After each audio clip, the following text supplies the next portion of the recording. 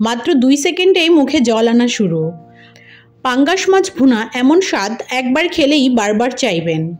আজকের special recipe পাঙ্গাস মাছ ভুনা। সকালবেলা বাজার থেকে একদম টাটকা পাঙ্গাস মাছ নিয়ে এলাম। আম্মু বললেন, আজ একটা জম্পেশ ভুনা করে ফেলো। ব্যাস, শুরু হয়ে গেল আমার রান্নার মিশন। প্রথমেই মাছগুলো ধুয়ে হলুদ, মরিচ আর লবণ দিয়ে ভালো করে মেখে নিলাম। এরপর চুলায় প্যান বসিয়ে তেল গরম করলাম। গরম তেলে মাছগুলো সোনালি করে ভেজে তুলে নিলাম।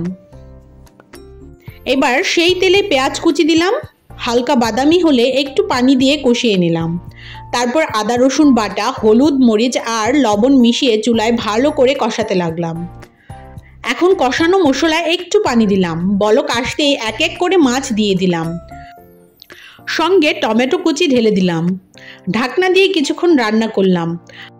তারপর ঢাকনা খুলতেই দেখলাম, আহা, ঝোলটা একেবারে মাখা মাখা। মাছগুলোও পারফেক্ট। এবার ধনিয়া পাতা দিয়ে নেড়েচেড়ে নামিয়ে নিলাম। এত সহজ আর মজাদার পাঙ্গাস মাছ ভুনা কি আগে কখনো খেয়েছেন?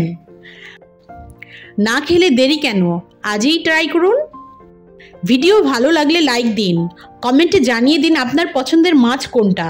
আর নতুন নতুন দারুণ রেসিপির জন্য চ্যানেলটি সাবস্ক্রাইব করতে ভুলবেন না।